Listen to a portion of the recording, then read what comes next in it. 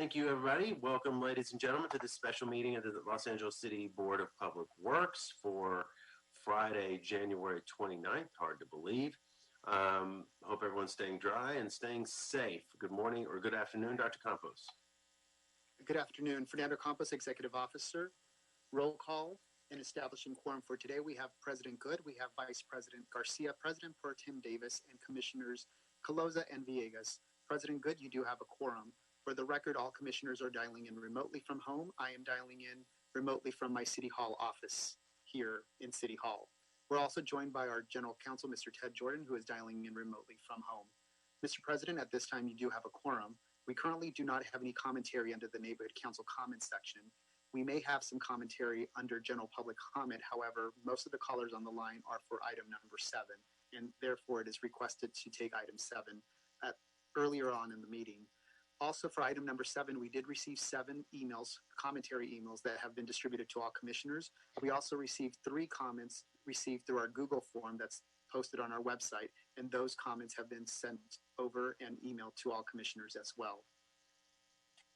Mr. President, you do have several callers on the line for item number 7. Okay, great. So here's what we'll do. Let's but no one specifically for general public comment. You said, Dr. Campos? Not at this time. Okay.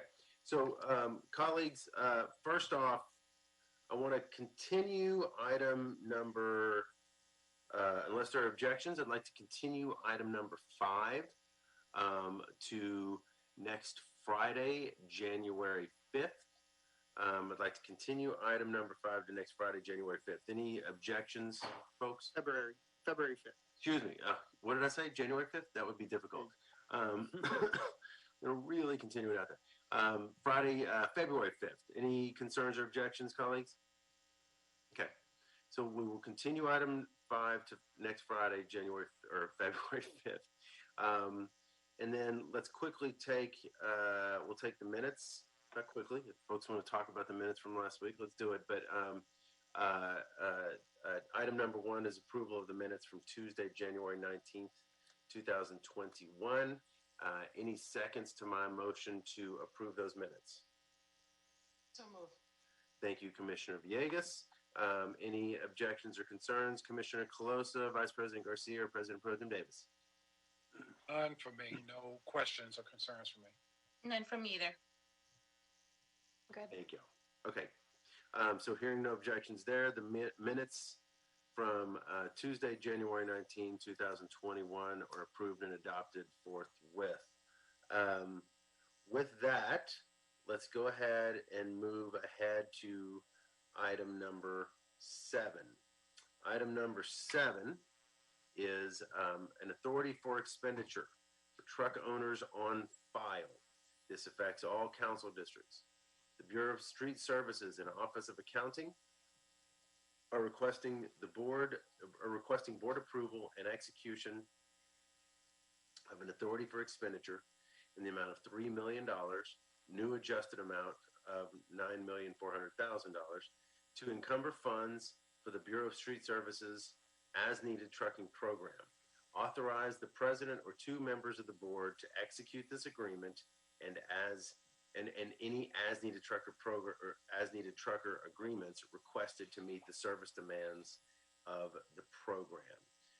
We have a number of callers. I know certainly Stephanie Clements and Adele Hashkalil from Streets LA are with us today. Before we hear the presentation on the item, Dr. Campos, let's go ahead and go through a public comment period. How many do we have on this? It appears to be about 18. Do not quote me on the number of callers. We do have 9 callers on the line that I have names for, and then we do have another dozen or so that I do not have a name for. So at this time, if your board would like, I can go ahead and call up the first 9 that I have, and then from there, we will ask for all others to raise their hand by pressing *9 to speak on this item. Okay. What I'll say is, so yes, we're gonna keep this public comment to certainly, depending on if folks are calling in, we're not going to go any more than an hour. I also ask that folks are just respectful of not being overly redundant. but you can also, this is also their space. And I want to afford folks the opportunity given how much folks feel about this issue. So with that, yes, Dr. Campos, can you go ahead and start the queue? Great. Thank you, Mr. President. We will go ahead and start with the first caller on the line, Ms. Kenyatta Cole. Kenyatta Cole, if you can hear me, can you please press star? Yes, sir. I'm here. Mr. Cole, I'm sorry. My apologies. Mr. Cole, are you 565? 3565. Yes. Great. Thank you. Please go ahead. You'll be given 2 minutes to speak on this item. I want to thank the Board of Public Works. I'm a as-needed hall, I'm in the as-needed hall program. My name is Kenyatta Cole, and I'm representing 82 minority owner operators for the as-needed program. And we're made up of Blacks, whites, Latino, Armenians, Cubans, and veterans, men and women, widows whose husbands have worked this program, and they went on to continue to serve the city of Los Angeles. This program has been around for over 130 years, and it's a unique and diverse program. This program serves as a springboard to those that went on to work directly for the city of Los Angeles as supervisors and operators and heavy-duty truck drivers, laborers, rakers, and so on, like Titus Drew and Tony Moda, just to name a few. We're not just 82 minority owner operators that pay for the city and resurface. We actually go back and we revisit those neighborhoods and communities, and we give back to those neighborhoods and those communities because we are invested in the city of Los Angeles. We give back to the organizations like the YMCA Boys and Girls Clubs, the Cancer Society, Veterans Administration. We help young teenage mothers, get jobs and shelter. We help the homeless. We have committees to where we reach out to the homeless and Skid Row programs and on and on. So this program is, we believe that we're here not to just pave and resurface, but we are here to enhance the quality of living for every person, every Angelino in the city of Los Angeles. So these 82 owners and operators of this program, we've been faithful, we've been dedicated to the city of Los Angeles. As you know, the Bureau of Street Services has been the #1 paving outfit in the nation and across the world. And they've had summits on this in D.C. and here in Los Angeles. And the paving and resurfacing, that information that they share with these people across the world and the nation. 2 minutes. Thank you. Just in 2019 and 2020, they recorded 23,000. Thank you, Mr. Cole. We'll move on to the next caller, L. Riley, Riley. If you can please press star 6 at this time to unmute your microphone. L. Riley, you'll be given 2 minutes to speak on this item. I want to encourage everybody to please make sure and adhere to the 2 minutes. It's a good amount of time, but we need to also maintain the flow of the meeting. So thank you. Go ahead. Yes, hi there. My name is Leslie Riley, Truck 288. And I totally concur with Kenyatta Cole, and I'm going to make it very brief. I waited patiently on the list, and I don't have a problem waiting on the list. And as everybody's saying now that they want to get rid of the list of the owners that's waiting patiently to get on with the city of Los Angeles. So I don't think it would be wise to get rid of this program because we take honor in our trucks. A lot of us have purchased new trucks to stay in compliance with the city of Los Angeles. And now it's like, there's other guys that I know that's waiting patiently on the list that bought brand new trucks. And now they don't know which way to go now because they don't even know if this program is still going to be available for them. And they've been waiting patiently on the list for about 2 or 3 years. I waited patiently on the list for over 5 years. So it's open to everybody. So I don't understand how they say it's illegal. But the program been out for many, many years. So I'm going to keep it short. But that's what my concern is, personally. And I speak for everybody else, I think, also.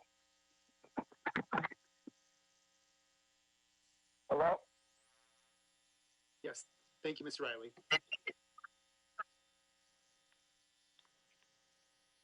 We'll move on to the next caller. Mr. Cole, I'm going to mute your microphone at this time. We'll move on to the next caller, Eric Somerville. Eric Somerville, Somerville.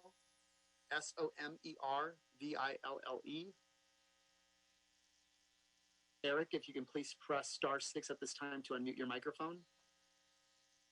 You'll be given 2 minutes to speak on this item. Yes, good morning. My name is Eric Somerville, truck number 264. Thank you for taking this meeting with us. Again, I'm just feeding off my coworkers as well.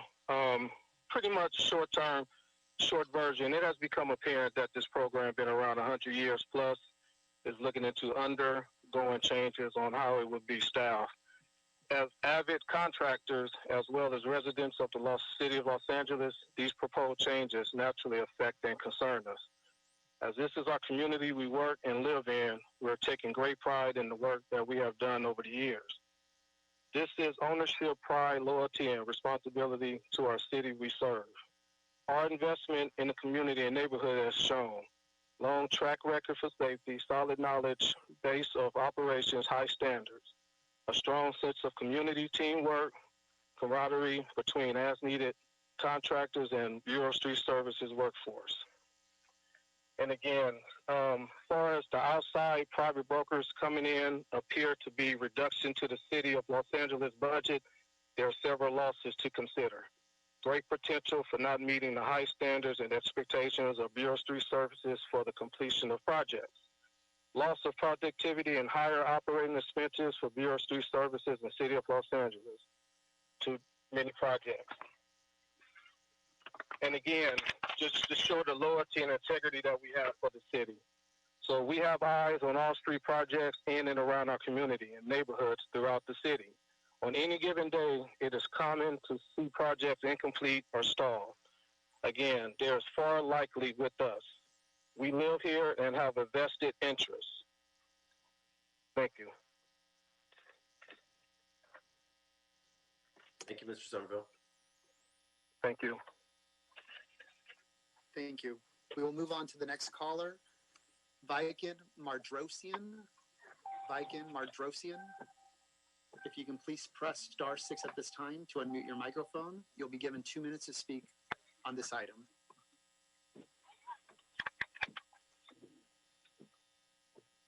Last call for Viken Mardrosian.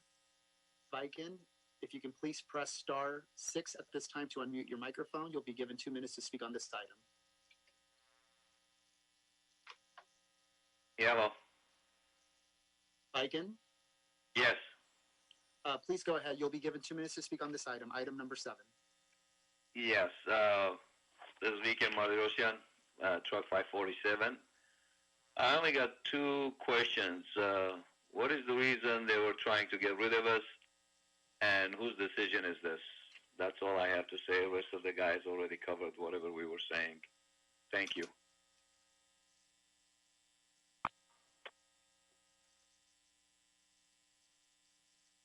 Thank you. We'll move on to the next caller. Mr. Mike Hernandez, if you can please press *6 at this time to unmute your microphone. You'll be given 2 minutes to speak on this item. Mike Hernandez? Yes, I'm here. Yes, I'm ahead. here. Yes, hi, my name is Mike Hernandez, truck 292. On our last meeting, something was said. To answer Viken's last question that wasn't answered, they said something about that this program was something that had favoritism in it, and it didn't allow others to bid. It didn't offer competitive bidding. I wanted to say that the list is online. Anybody can go online and get on this list. As far as competitive bidding, I don't think anybody is going to do it for a lower price than we're doing it. And nobody's going to go out there and spend over $200,000 on trucks to try and serve the city. We're helping you, you're helping us. And, we put our lives into the city. We've stopped calling brokers on the outside just to work for the city. It's our livelihoods, like Kenyatta Cole said. And I think it's a big mistake if you guys go to a broker who in turn you're just paying one person, who in turn then waits on the money and doesn't pay everybody else, waits 90 days to pay his sub-haulers, and it's just going to be big problems for the city. It'd be wise to keep us because we already know the job. And like I said, if there's an old quote, if it ain't broke, don't fix it. This program is great. It offers 82 of us. We all get our own checks, and that's what we want. That's what we want. And the only reason that I see to get rid of this program is someone in that program, I don't know who, is going to benefit from this. And we'll find out who it is. And that's all I got to say. Thank you very much. Thank you, Mr. Hernandez. We'll move on to the next caller. Victor Vasquez. Victor Vasquez, if you can please press *6 at this time to unmute your microphone. You'll be given 2 minutes to speak on item number 7. Victor Vasquez. Yes, hi. Good afternoon. This is Victor Vasquez, truck number 293. I'm also the vice president of the Western States Trucking Association, and I wanted to talk about compliance because it seems to be an issue with everybody trembling and their insecurities about AB5. So throughout decades, motor carriers have arranged for freight and materials to be transported by owner-operators and independent contractors. Because of our critical role in interstate commerce and infrastructure, we have been recognized and protected by Congress. Not only is AB5 a job killer, requiring that motor carriers abandon the owner-operator model, but that will significantly increase the prices that shippers and construction jobs pay for trucking services, and that's a quote from the California Trucking Association. This type of strong-arm business increased trucking costs possibly by as much as 150% or even more. And what fast forward to right now, an update, this still standing on January 16th of 2020, the federal judge Benitez from San Diego has granted a preliminary injunction as to enforcement of AB5's ABC test when applied to truckers and their classifications, also known as a restraint order, and that is still in effect. So Uber and Lyft drivers' victory definitely helped the cause because it's an eye-opener and it's another nail on the coffin, and I keep saying it over and over. Like Mr. Cole said, we have a camaraderie.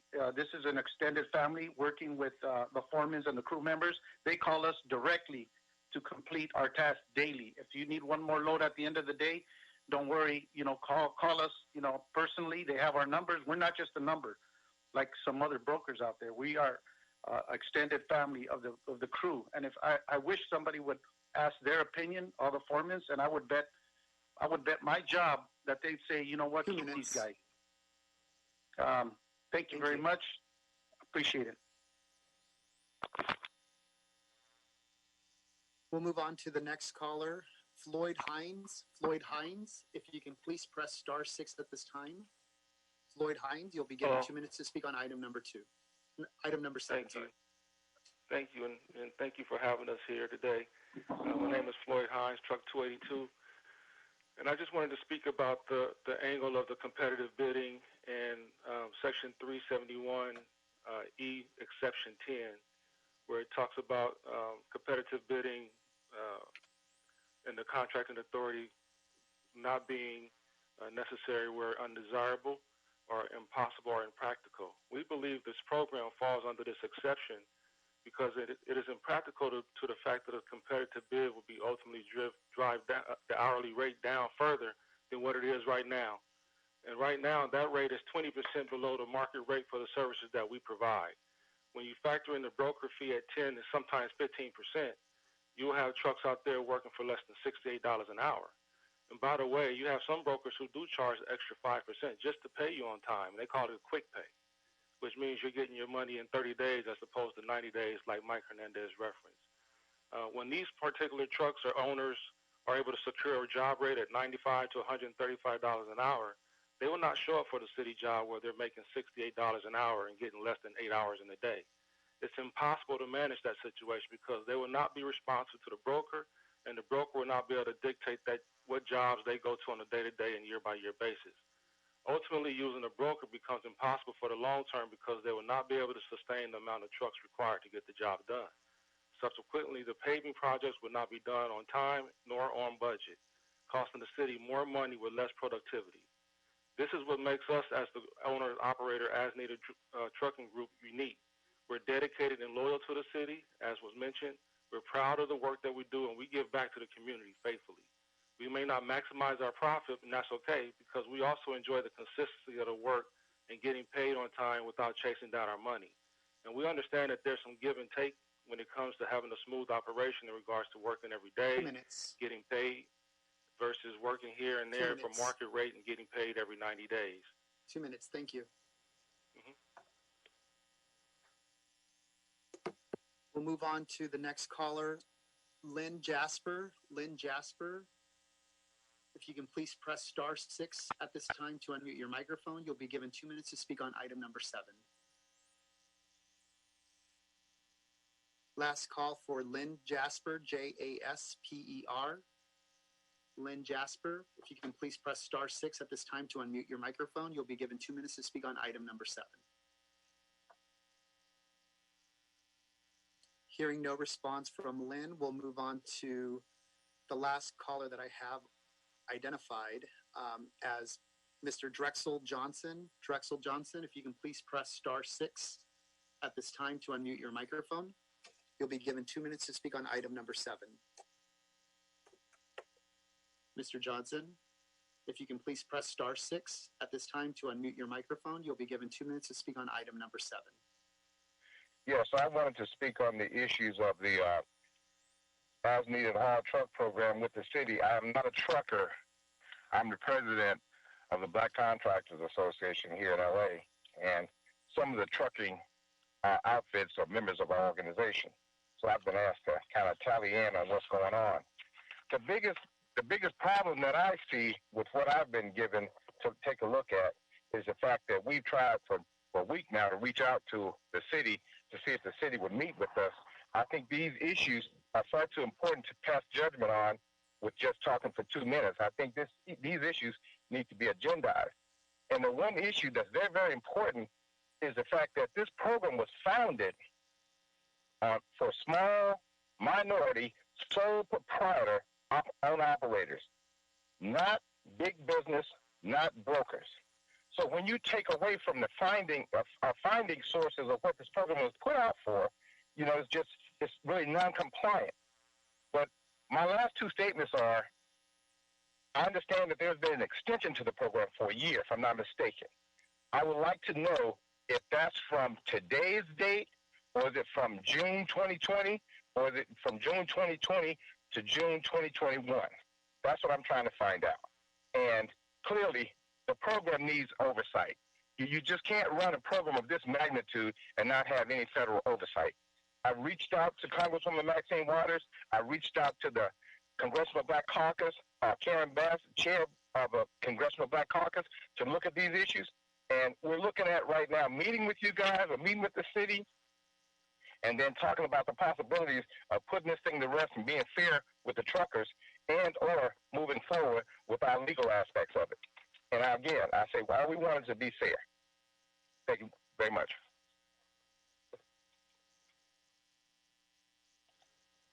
Thank you, Mr. Johnson. Mr. President, we do have 7 other callers on the line. Those members of the general public that are on the line that I have not called your name at this time, the Board of Public Works is considering item number 7. Can you please press *9 at this time if you'd like to speak on item number 7? Again, members of the general public that are on the line that have not been called, can you please press *9 to raise your hand to speak on item number 7? Last call for members of the general public that would like to speak on item number 7. If you can please press *9 to raise your hand to speak on this item. Great. Mr. President, we do have 3 more callers on the line that have raised their hand to speak on item number 7. We'll go ahead and start with the first caller. Caller ending in 640, caller ending in 640. Can you please press *6 to unmute your microphone? Please state your name, and you'll be given 2 minutes to speak on item number 7. One more time, caller ending in 640, caller ending in 640. Can you please press *6 at this time to unmute your microphone? Please state your name, and you'll be given 2 minutes to speak on item number 7. Last call for caller ending in 640, caller ending in 640. If you can please press *6 to unmute your microphone, you'll be given 2 minutes to speak on item number 7. No response from caller 640. We'll move on to the next caller. Caller ending in 468, caller ending in 468.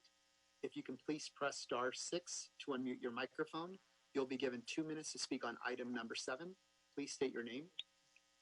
Yes, this is Devon Blankenship, truck number 542. Trying to figure out why this program is being set up to be canceled and brought in by broker trucks, contractors, LLC, and corporations. This is the only minority program that's left for the city of LA. Everything else has been canceled. We have the right to participate in this program. If you look at the Civil Rights Act of 1964, we are entitled for this job for LADOT Title VI of Department of Labor. The city has brought in broker trucks, promised us a raise, didn't give us a raise.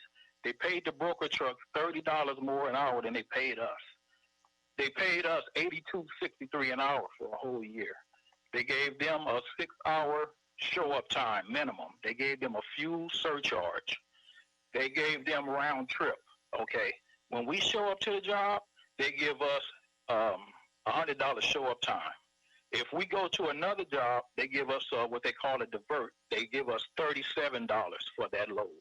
Okay, I want to know who's getting the kickback for these broker trucks and paying them $30 more an hour than what they paying us. Thank you.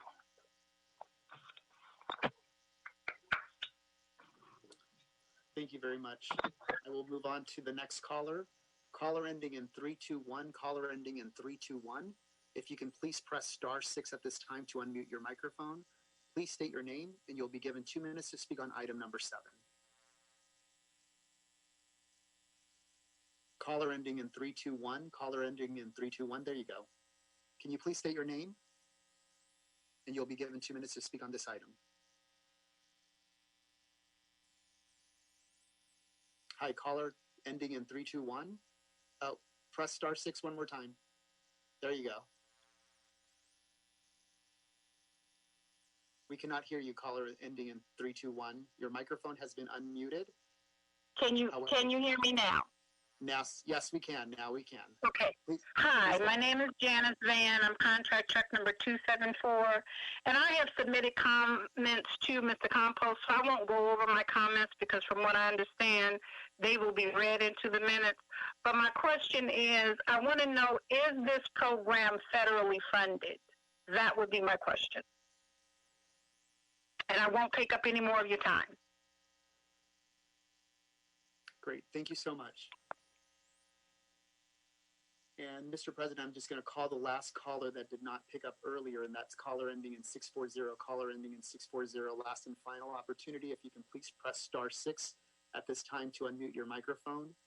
Please state your name. You'll be given 2 minutes to speak on item number 7. Caller ending in 640.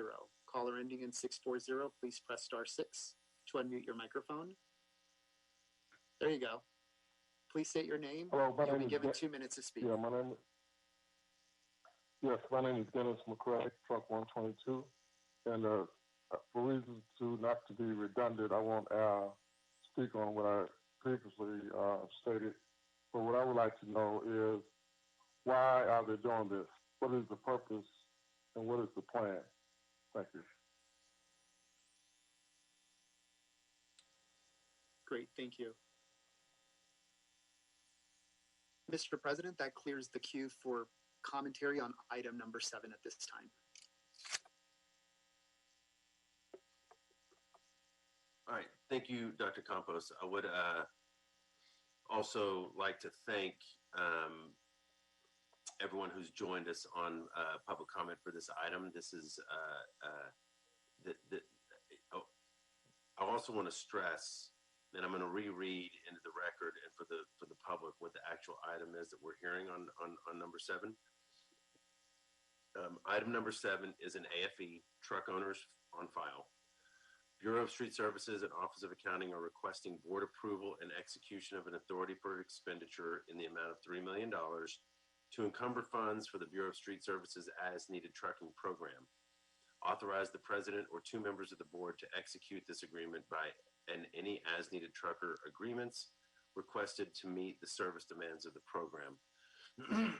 Dutch Campos, this item will be subject, if approved, to the mayor's cost containment process, correct? Yes, that is correct. And just to be crystal clear for the public and certainly for colleagues, it is important to understand, and we'll have Mr. Hashkalil and Ms. Clements give a brief presentation, but the item we're hearing today is an authority for expenditure to continue funding for the program through June 30, 2021, i.e. the end of this fiscal year, which is the furthest extent under which an authority for expenditure would be able to move forward at this point. So I just want to clarify that. So with that, I don't see Adele or Stephanie on the screen, but I know they're here. And why don't y'all proceed? And again, I want to thank the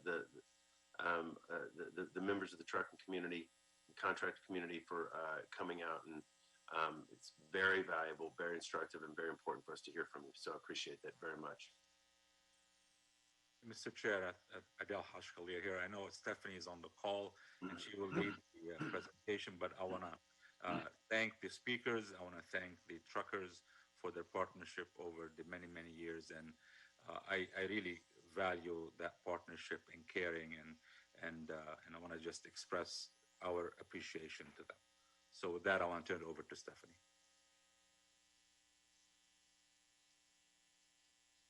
Hello, good afternoon, Commissioners. Stephanie Clements, Assistant Director, Bureau of Street Services.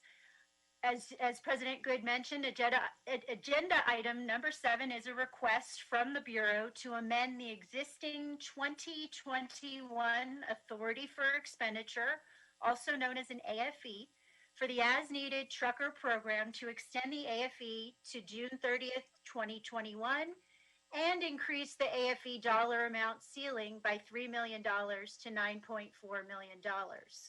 This program provides critical as-needed hauling services for our operations, and we are asking that the board approve an extension of the AFE for continuity of operations.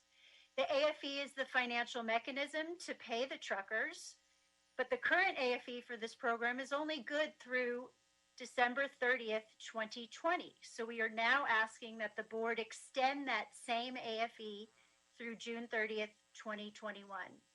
As needed hauling services are mostly used to haul asphalt for the Street Renewal Division for our pavement preservation program, which includes our street slurry and resurfacing program, and also includes, but is not limited to, our failed streets, complete streets, concrete streets, alley, and DWP work programs. As needed truckers also supplement our street maintenance and construction services divisions when additional hauling services are needed.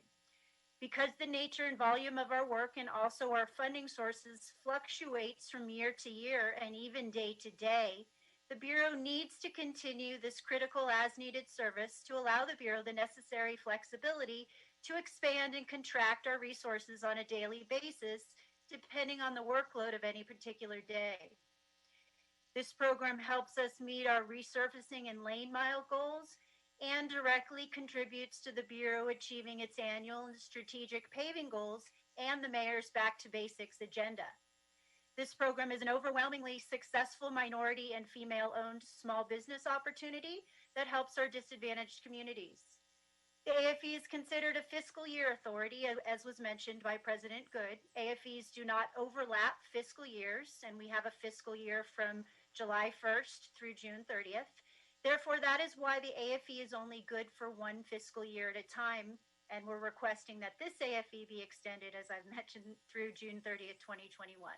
The AFE amendment would also increase the AFE by $3 million for a new revised AFE total of $9.4 million. And in 2019, 1920 last fiscal year, we spent about $11 million on this program. So this amount, the 9.4 million, is about a 20% reduction from 1920 levels due to the economic downturn we're all facing and the directions from the CAO and the mayor's office to reduce expenses. The Bureau plans to come back to the board in the spring of this calendar year to make recommendations on the program moving forward for 2021, 22, and beyond. Thank you for your time, and I'm here to answer any questions you may have. Thank you, Stephanie. Appreciate that. Thank you, Adele. All right, colleagues, let's open this up for discussion.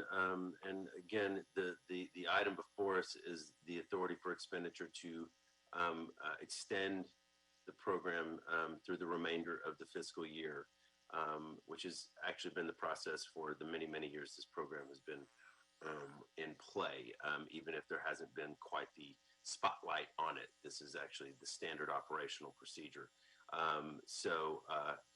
That's I think meaningful for the public to understand and the board to understand as well, or to recall. So with that, Vice President Garcia, let's start with you. Thank you, President Good, and good afternoon to everyone. Thank you to all the callers that were here today, and of course to our Executive Director, Adele Hashkali, and Stephanie. Great report. I do not have any questions. I was thoroughly briefed, and I appreciate all the effort that's going behind to find a place. But I do not have any questions right now. Thank you. Thank you, Vice President Garcia. Commissioner Colosa. Thank you, President Good. I echo Vice President Garcia's sentiments. Really appreciate hearing from all our truckers. It's really important for us to hear your feedback and what this program means to you. So thank you for taking the time out of your day to call in and also to write your public comment to the board. Lucky for Ms. Clements and Mr. Hodge Khalil, they answered 200 of my questions already at my briefing. And I know that they're working on this, as Ms. Clements alluded to. So I'm really looking forward to hearing the results of more meetings and discussions that they'll have in the coming weeks and months, and look forward to hearing their return to board about what the potential options are to move forward. So no further questions from me today. Thank you, President Good. Thank you, Commissioner Colosa. President Pro Tem Davis. You're muted, Mike. Thank you, Mr. President. So I want to thank the department or the Bureau for helping to make sure that we increase communication with those that we serve in terms of the trucking program to make them aware of any interest that there is for those who are proposing change. And I want to thank the truckers for coming out to share with us information about the program, giving us some better understanding of the history of the program and what has occurred in their working relationship with us. As we look at this AFE, my understanding it is to extend the program to June, which is the end of the fiscal year. My question is, do we approve the program twice a year for the first half of the fiscal year, and then we approve it for the second half of the fiscal year? Is that how it works? We've done it different ways.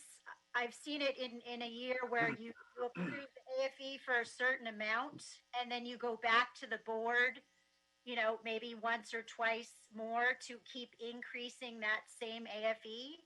But last year, we just went once to the board and approved the AFE, I believe, for the whole year, which is more efficient. I would prefer to just do it once a year. Mm-hmm. And I believe, Commissioner Davis, I think one thing that we had this year that we didn't have last is the uncertainty on revenue. And that was a concern. As you know, the city is going through a regular review of the was one of the programs that was being reviewed and continue to be reviewed as to the available revenue. So it was decided that we would limit the and break it up into two fiscal and a lot of it has to do also with the availability of money. So Stephanie talked about the reduction slightly from the revenues are way down, and we need to be fiscally responsive to the revenue, and that's what we're doing. So this is what it was. Yeah, and if I remember correctly, the initial item the initial ask from Streets LA for this fiscal year was for a year-long authority for expenditure to cover the full fiscal year. Per Adele's point, it was then reviewed in the mayor's and the CAO cost containment process, and it was determined that we should take it incrementally. And then obviously there's been a lot of variables that have come into play that Streets LA is working with the truckers on. So, yeah. And Mike, are you there? Or are you frozen? No, I'm here. I thought I lost you there for a second. Okay. No, okay. Listen intently. Yeah, I love it. Looks like I'm frozen.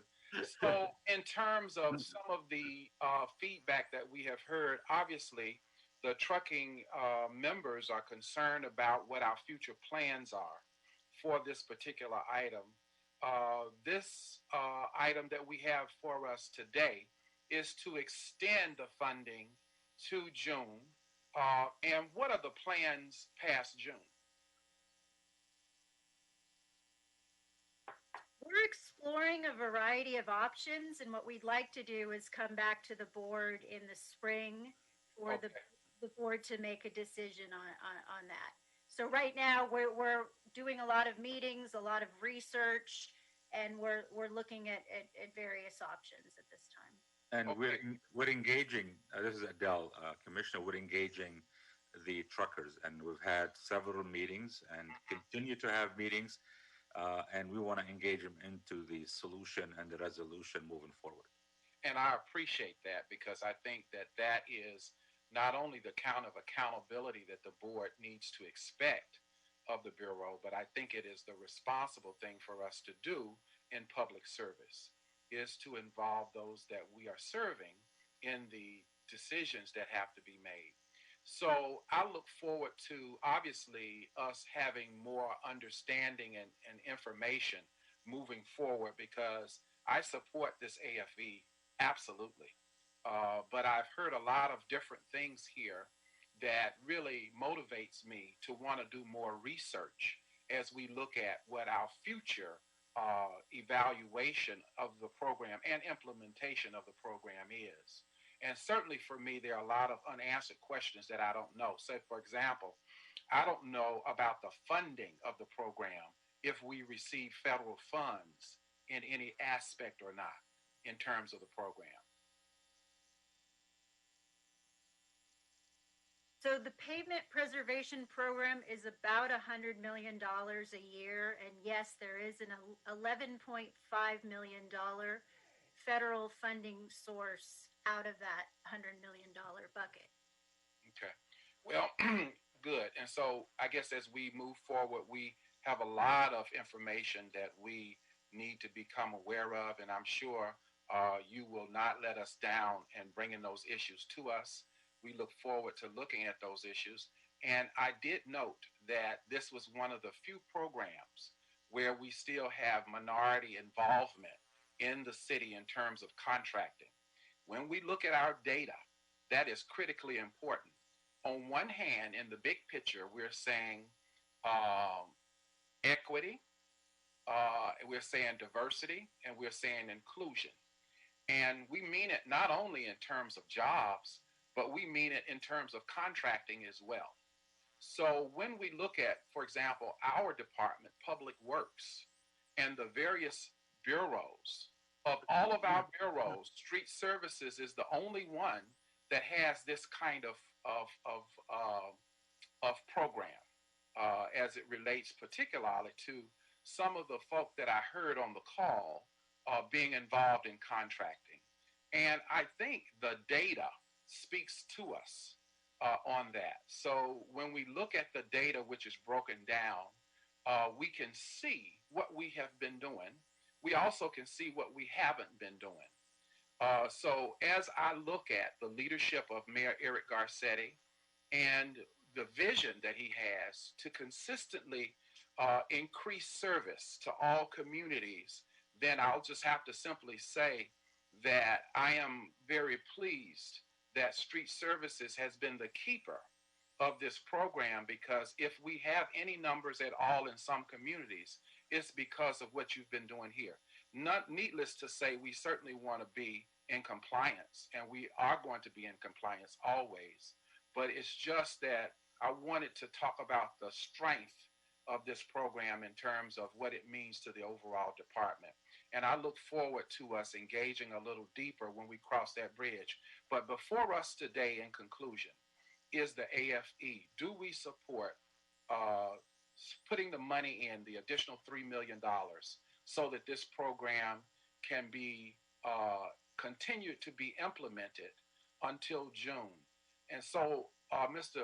President, I 100% support this AFE, and I support the action to give the $3 million to the Bureau of Street Service to continue this program for the reasons that I've stated, and mainly because of the fact that it does include some minority groups who are underrepresented when it gets to getting and doing business with the city of Los Angeles. So thank you for the time to discuss this information and to be able to hear the issues involved. I strongly support this AFE. Thank you, President Pro Tem Davis. Commissioner Villegas. Hi, thank you so much. I too want to just echo the sentiments that my colleagues stated. Thank you to all the folks that called in this afternoon and wrote us many emails. We took the time just to review them between yesterday and today. We appreciate your comments and just know that they're not going on deaf ears. We do know that before us is an extension, right, of this work, for the truckers, and that's what is before us. We do want to still, ask Streets LA to continue working with the truckers to come up with a recommended program as we move forward. And we know that being able to have minority businesses involved with the city of LA is what makes the city so rich in culture, rich, with ideas. And so those are my comments for today, and I too support moving this forward.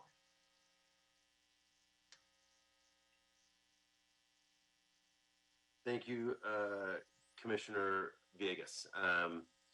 Agreed, and I know that agreed with all the colleagues. Thanks again, folks, for coming out. We are definitely listening. There are complex issues surrounding this, not easy issues, but we certainly need to continue this work through the end of this fiscal year, and then do continued work past that. And I know that Adele and Stephanie and my colleagues will be deeply involved in talking with and working with the trucker community that's been a part of this program for so many years. So with that, I will motion to move this AFE forward. Do I have a second? Second. Thank you, President Pro Tem Davis. Any concerns or objections, Vice President Garcia, Commissioners Colosa or Villegas? None from me, thank you. No objections from me either. Thank you. All right. Hearing no objections, this AFE is adopted and as amended, subject to the mayor's cost containment process, and approved forthwith or adopted forthwith. So thank you all for being here, and thanks Adele and Stephanie. Excuse me. Okay. With that, let's move back to item number 2 on the agenda. Item number 2 is a sole source procurement Alternative Lining Technologies, North Outfall Sewer Rehabilitation Unit 15, Units 15, 29, and 30. Recommending the board, 1, authorize the city engineer to sole source the use of Alternative Lining Technologies, Altliner, cured in place manhole for the North Outfall Sewer Rehabilitation Unit number 15, Petite Court to Marsh Street project. Authorize the city engineer to sole source the use of Altliner for the North Outfall Sewer Rehabilitation Unit 29, Beck Avenue to Colfax Avenue right-of-way project. And 3, authorize the city engineer to sole source the use of Altliner for the North Outfall Sewer Rehabilitation Unit number 30, Colfax Avenue to Whitsett Avenue project. Edward Arrington is with us from the Bureau of Engineering. Good afternoon, Mr. Arrington. Good afternoon. Again, this is Edward Arrington, Bureau of Engineering. And as you've indicated, President Good, the item before you is a request for authorization of the city engineer to sole source the use of the Altliner product in these particular projects, particularly 15, Unit 29, and Unit 30. By way of background, we have been endeavoring to issue projects for the purpose of rehabilitating portions of the North Outfall Sewer. And in that process, we also having to rehabilitate the maintenance holes that are associated with those particular projects. In regards to the rehabilitation of maintenance holes, the Bureau of Engineering, the Bureau of Sanitation has identified as a preference method the Type 1 liner systems. The reason for that, of course, is because these systems provide the greatest longevity toward the particular structures so that it minimizes the amount of maintenance that we have to do in the long run for the purpose of ensuring the longevity of the structures themselves. We have had different lining systems in order to do this type of rehabilitation, but unfortunately at this current time we only have one. And for that reason, we have to sole source this particular product. We are endeavoring to take on other products. We are going through testing, as a matter of fact, on at least 2 and seeking to bring them online. But at this particular time, it doesn't seem like they'll be able to complete those particular testings in time for them to be included into these projects. And therefore, we need your authorization for sole sourcing of these particular product on the alternative lining solutions for these 3 projects. With that ends my presentation. If you have any other questions, I'll be more than happy to answer. Thank you, Mr. Arrington. Colleagues, any questions? Commissioner Villegas. I had a feeling I was going to get picked first. Hey, I feel like I'm in school. keep you on your toes. Yeah. No, I don't have any questions, but thank you, Mr. Edward. I reviewed this board letter in advance of our meeting, and you did a good job in presenting. Thank you. I'm familiar with this. Thank you. Thank you, Commissioner Villegas. Vice President Garcia. Thank you, President Good. I don't have any questions at this time. Okay, thank you. President Pro Tem Davis.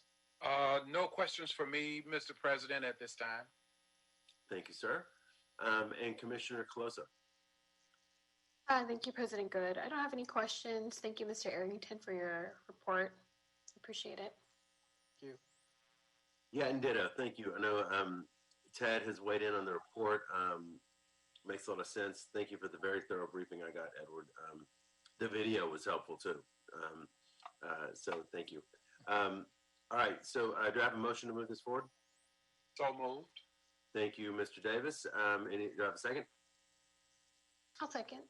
Thank you, Commissioner Coloso. Objections or concerns or epiphanies, Vice President Garcia or Commissioner Villegas? None from me. All right. Hearing no concerns or objections, the item is approved and adopted forthwith. Thank you, Edward. Thank you. Have a good weekend.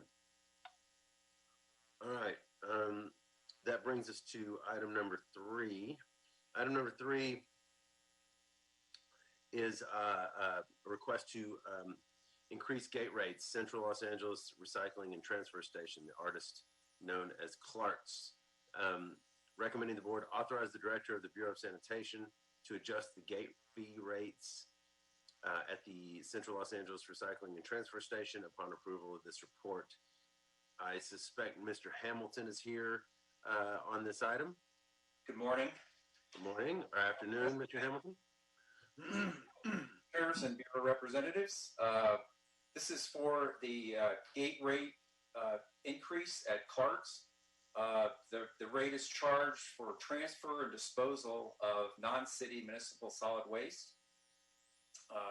On April 23rd, 2004, the City of Los Angeles City Council adopted the Environmental Quality and Waste Management Personnel Committee's report recommending approval of gate rates for the transfer, hauling, and disposal of non-city collected solid waste, and to be adjusted on an as-needed basis to achieve and maintain full cost recovery.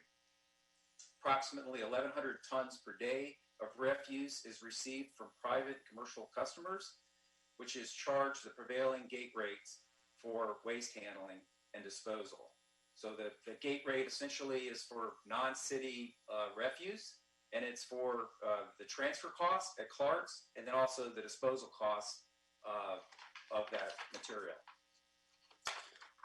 The gate rate this year is being increased for the municipal solid waste and the difficult to handle waste, $2.51, which is a 3.56 increase over last year. And the main drivers of this have been there was a small CPI increase in the rates of disposal of transfer for our hauling contract. And then the major was an accounting change in the cost allocation plan rates, which are the cap rates.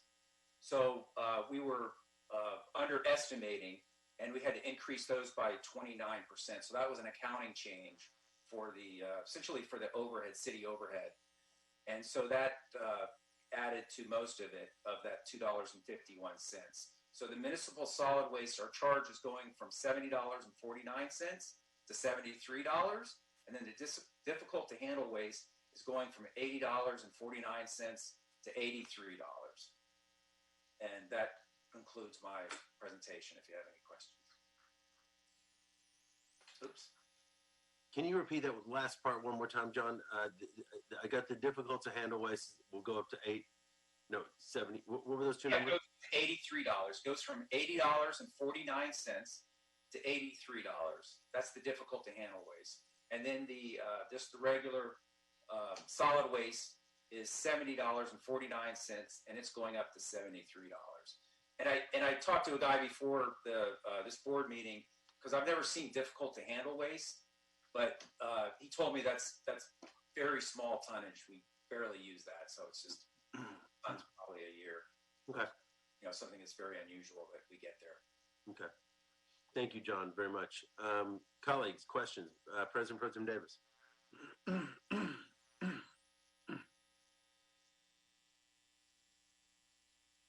No questions for me on this item. Okay. Thank you, sir. Vice President Garcia. Thank you, President Good. No questions from me either. Thank you. All right. Commissioner Closa. Thank you, President Good. I think this might be just for commissioners, but just wanted to flag that I think the board report attached to our packet is the board report from 2015. So if you're using the e-packet, you'll just have to click on the link to the attachment for the actual current board report with the service prices that Mr. Hamilton referenced. I just had a quick question for you, Mr. Hamilton. I'm just curious how these fees that increase in what we're charging, is it comparable to what other facilities charge? And is it known in the industry that these increases are coming? Just for my awareness. Well, we increase them every year. I'm not sure that we advertise that we're increasing them, but we have done that for our regular customers, that it's increased every year. And as far as the the competitiveness, I'm told that we actually charge less than the transfer stations around us. Before this meeting, I actually looked to see if I could find what their rates are, but they don't advertise their rates normally. It's negotiated, individually with those transfer stations in the private. So I wasn't able to get that data, but I have heard from operators and persons in our division that we are competitive, very competitive with the surrounding transfer stations. And we do, and Athens exclusively uses us in the area because of our lower costs. Okay. And then just curious, what was our revenue for the past year? Do you know from these gate rates? I'll have to get back to you on that. I can send you an email after the board meeting. Okay. I was just curious what percentage of this makes up in terms of like LACM's operations at Clark's. Yeah, right now it's about 10% of the waste stream. Okay. At a 3,500 tons a day. So you figure around 3,000, 4,000. 300 to 400 tons a day coming in from commercial. Got it. Okay. That's helpful context. I don't have any further questions for you, Mr. Hamilton. Thank you, President Good. Thank you, Commissioner Closa. Commissioner Villegas. Thank you, Mr. Hamilton, for your report. Actually, have a question since we're increasing some of these fees, nominal fee. I'm wondering what is the like a community benefit for CD14 for this area since they're highly impacted? There is a $1 a day or $1 per ton charge that we pay CD14. Yeah, I know about that already. I was wondering, since this is increasing, does the tip fee also increase? For CD14? Yeah. I don't think so. I think it's just $1. I think it's set at $1 a day. Okay. But I can look into that. I'll tell you honestly, I'm not really sure. But I think it's set at $1 a day. That's my understanding. Okay. If you could, that would be helpful, just so that we can give more guidance to the district, because we get trucks from all over the place, going over to Clark's. I mean, our streets are battered, they're just, there's a lot of improvement that is needed in and around that area. Yeah, I'll send you an email on what the impact of that CD14 fee is. But as I said, I think my understanding is it's just a flat $1 a day. Yeah, I understand that. Yeah, I've heard that rate for some time. So, if we just could get a little bit more information, that way I can just give them some guidance. Okay, I'll check on that and send you an email. I appreciate it. Thank you. Thank you, Commissioner. Thank you, Commissioner Villegas. Yeah, that's my understanding as well. That the CPI or this increase is really predicated on cost recovery versus increased revenue per se, which would be sort of, I think, the trigger on increasing the CD14 fund. All speculative. John will reach out, but I think that's probably true. All right, colleagues. Has everyone had a chance to speak or ask questions? They wanted? Okay, great. I don't really have anything else. John, my colleagues covered everything. I appreciate it. Do I have a motion to move this forward? So moved. Got a motion from President Pro Tem Davis. Do I have a second? I'll second. Thank you, Vice President Garcia. Concerns or questions or epiphanies, Commissioners Villegas or Colosa? None for me, thank you. All right, hearing no objections, the item is adopted and approved forthwith. Thank you, Mr. Hamilton. Have a great weekend, okay? You also. Thank you. All right, that brings us to item number 4, colleagues. Item number 4 is another use and maintenance agreement. This is for the Los Angeles River, Palmetto, and Rose Street low flow diversions, recommending the board approve and forward this report with its transmittals to the mayor and city council to authorize the president or two members of the board of public works and the director of the Bureau of Sanitation or designee to execute the proposed use and maintenance agreements between the Los Angeles County Flood District and the Bureau of Sanitation for the Los Angeles River, Palmetto, and Rose Street low flow diversions. Who is with us? Seth, are you with us today? Hi. Hi, how are you, Mr. Carr? Good, thank you. Good, it's good to see you. Why don't you go ahead and jump in? Sure. Good afternoon, commissioners, president, and board, bureau reps. This item is for the Palmetto and Rose low flow diversion projects that are currently about to go out to bid through the Bureau of Engineering. We need these use and maintenance agreements to work in the county sewer. The water that will be diverted from the LA River is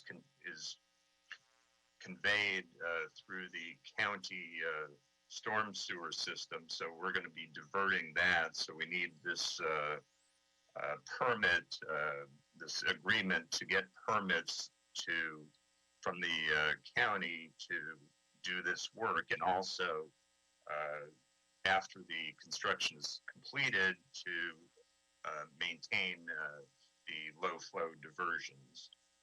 The reason these were chosen is because they are contain high bacterial loads that were identified back in 2007, and we have a regulatory compliance date of March 22nd next year to eliminate these dry weather flows to the LA River. So we need to get these, start the construction started and the flows abated by then.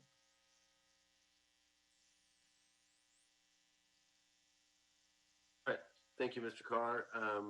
Questions, colleagues? Vice President Garcia.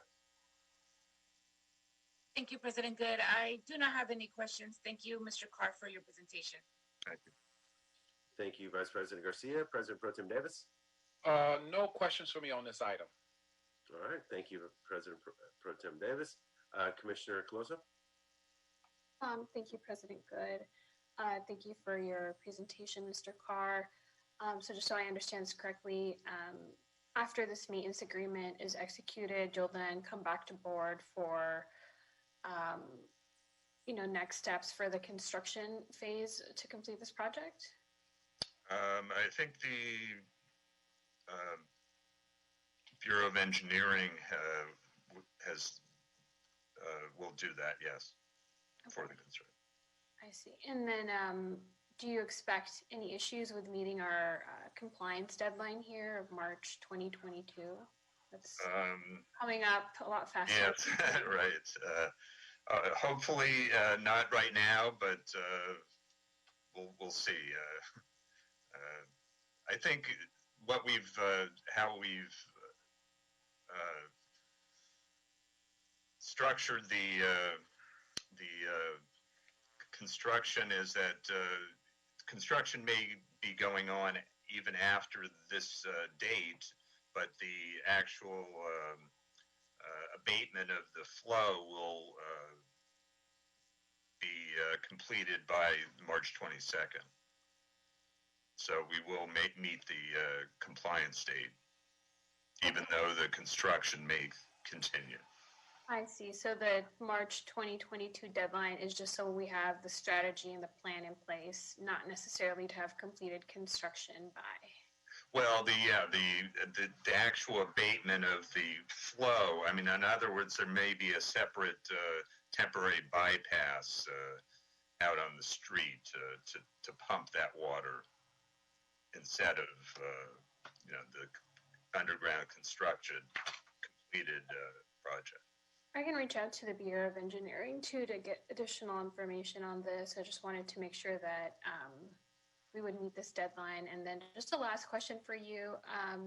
Are there any penalties that the city would face if we don't meet this deadline? Yes, potentially. I think up to $35,000 per day.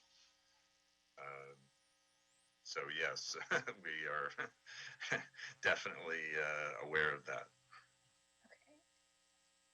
And is there somebody specific in the Bureau of Engineering that you're working with that I should reach out to for additional information?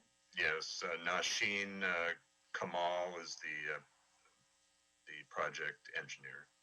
Okay, great. Thank you so much, Mr. Carr. Thank you, Mr. Carr. Is this something? Are these projects or is this project one where, or I guess these where are we going to be seeking Measure W funds to pay for the actual construction? Yes, we are. This is through the municipal allotment. Yeah. Okay. Thank you.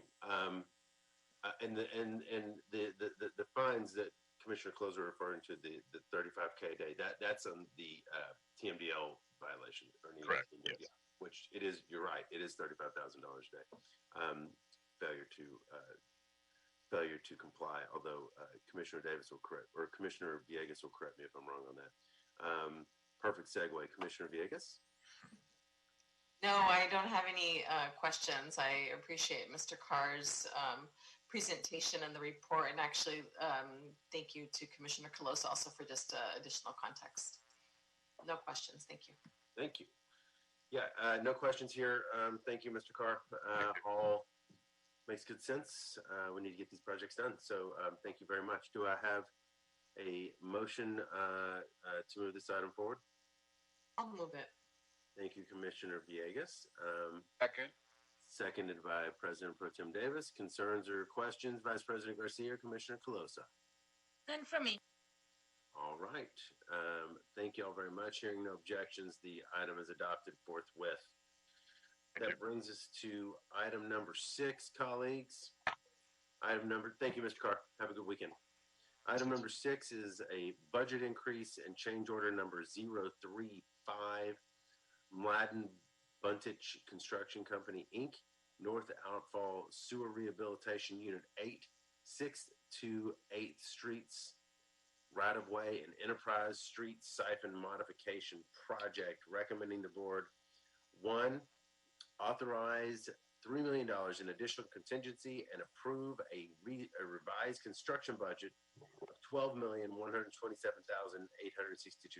for the North Outfall Sewer Rehabilitation Unit 8, 6th to 8th Streets right-of-way and Enterprise Street Siphon Modification Project, and 2, authorize the city engineer to issue change order number 035 for the project to Mladen Buntich Construction Company, Inc., to rehabilitate the Enterprise siphon using reinforced polymer mortar pipe instead of high-density polyethylene pipes. Yeah, okay. Troy, are you presenting for us? No, Edward will be presenting. Oh, Edward, I'm just here for questions. I'm sorry. Okay. Hi, Edward. I thought we lost you. Okay. And hi, Troy. Edward, please proceed. Thank you. Again, good afternoon to everyone. Yes, by way of background in regards to this item, the project was awarded in October of 2018, of which the primary scope of the project was first to rehabilitate 3,000 feet of the 60-inch semi-elliptical sewer known as the portions of the NOS, or North Outfall Sewer. In addition, the contract involves rehabilitation of the existing NOS 54-inch double barrel siphon by slip lining 24-inch high-density polyethylene pipe. If I'm confident that you have all looked at the report, of which shows a vicinity map and delineates the portion of the NOS that encompassed by this project. And as you follow that alignment toward the south, it's where it joins the siphon. The siphon then takes that flow underneath the Los Angeles River, which then the NOS continues on. In regards to the siphon itself, it is approximately 700 feet in length, consists of two 54-inch non-circular monolithic double barrel pipes. And the sewer, which continues through that siphon flow, is primarily being introduced from the NOS itself, as well as a local 21-inch pipe. In regard to this particular change, the purpose behind that was first, I guess, better to understand the initial focus. The proposed rehabilitation method of the contract for the enterprise siphon was to install a 21-inch high-density polyethylene pipe in each of the barrels. The intent was to handle the reduced flow that was going to be going through that siphon, as well as ensuring that we would contain any odor problems. The construction method was based on the assumption, again, that the flow from the NOS would be diverted into another adjacent pipe, that being the northeast interceptor sewer, as well as the east central interceptor sewer. And as such, the need for redundancy of the system, particularly along the siphon, was determined not to be needed. However, in the process of executing the current contract, we reevaluated that. In particular, the Bureau of Sanitation has reassessed that condition based on a variety of different factors, including the various sinkholes and challenges we've had in other lines, for which the need for redundancy is of the utmost. And so as such, the LA Sanitation has gone ahead and conducted a variety of hydraulic studies to evaluate the scenarios whereby the flow would remain in the NOS instead of being diverted, and to determine whether the proposed 21-inch high-density polyethylene pipe would be able to handle that flow. Upon those analysis, they determined that, in fact, the proposed 21-inch would not be able to handle the flow, and therefore there would be a need to change the rehabilitation method. At which time, LA San then reached out to BOE to reevaluate the method and come up with a structural system that, in fact, could do so and could maximize the hydraulic capacity of the siphon. Based on that, the Bureau of Engineering has then conducted its analysis and proposed a semi-elliptical shape pipe that go ahead and do so. The cost of that has been identified as indicated in the report in the order of $2,400,000. In addition to that, the port identifies the additional funds of $600,000 of contingency for the purpose of addressing any change orders or future unforeseen conditions. We also like to note that this budget authorization is required for delivery of the original project scope. Accordingly, as it relates to cost containment, there's understanding that this request is exempt from review through the mayor's cost containment memo. And lastly, I would also like to point out that none of these funds is being drawn from general funds, but in fact is all coming through the sewer construction and maintenance funds. So with that, I'd like to see if I can entertain your questions and answer them as best as possible. Thank you. Thank you, Edward. Really, really easy to understand stuff. Thank you. Your report and your briefings, by the way, super thorough. Really appreciate it. Vice President Garcia, why don't you kick us off if you have questions? Thank you, President Good, and thank you, Edward, for your report. I do have two questions. One is, have we used this type of material before? Yes, absolutely. There's several projects that are going on even now for which this particular material is being used. The product is going to be Channel Line. That is the name of the product. It is coming out of Dubai. We have third-party inspectors on site who witness and evaluate every one of those pipe lots that are coming out of their assembly line to ensure that they meet our specifications.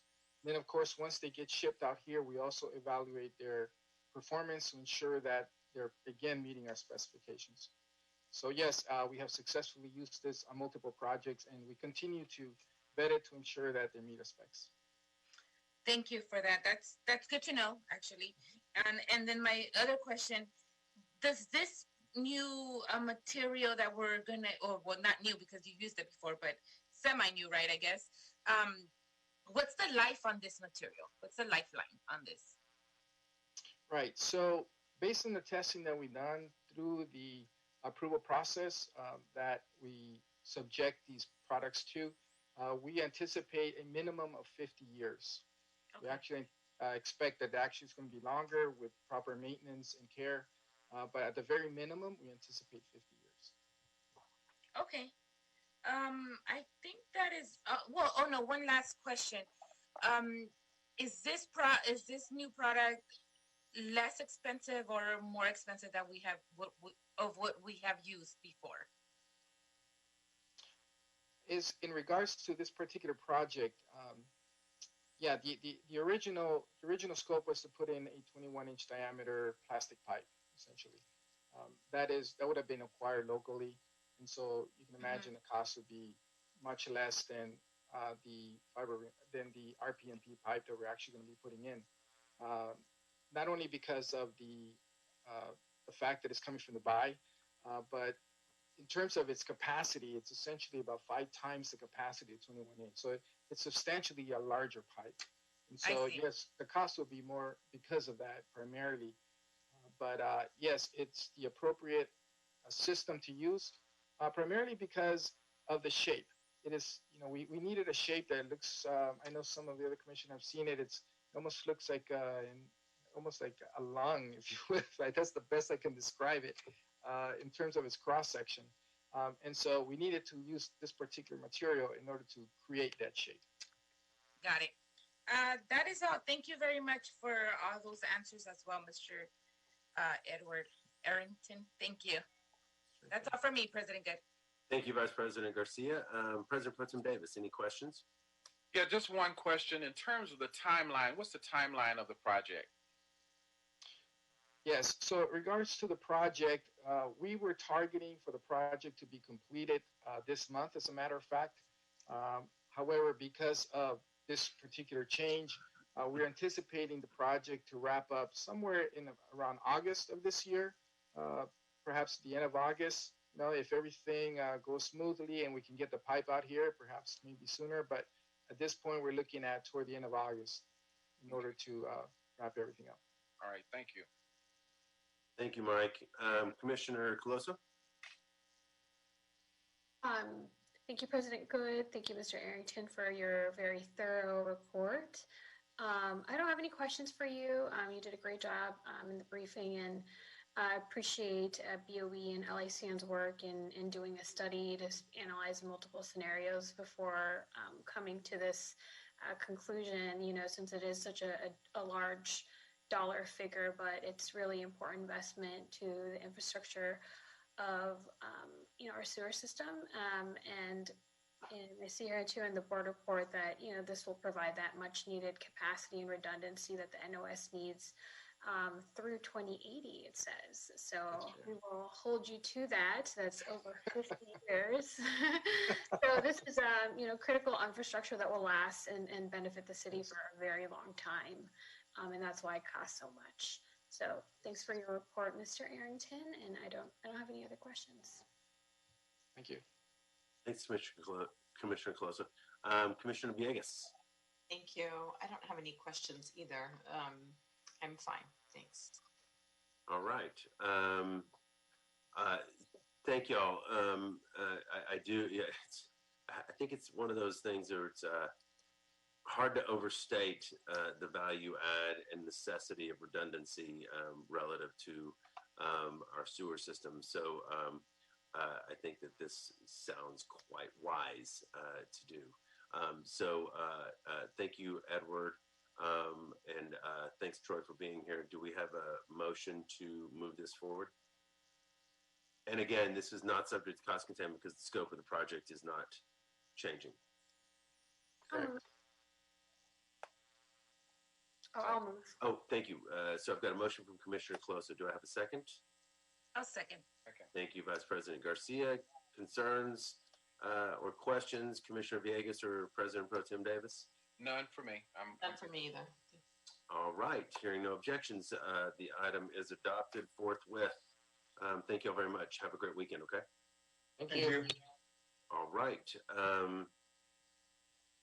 I believe, Dr. Campos, before we get to our oral reports, I believe, do we have, is there anybody on the line for general public comment? We're doing it a little out of order. Thank you, Mr. President. Yes, this does conclude all the voting items. The rest of the items 8, 9, and 10 are oral records or oral reports. We do have one caller on the line that's still on the line from the general public. Members of the general public, if you'd like to provide any public comments to the Board of Public Works today, if you can please press star 9 at this time to provide general public comments. Again, members of the general public that are on the line today, if you'd like to provide general public comments, can you please press star 9 at this time?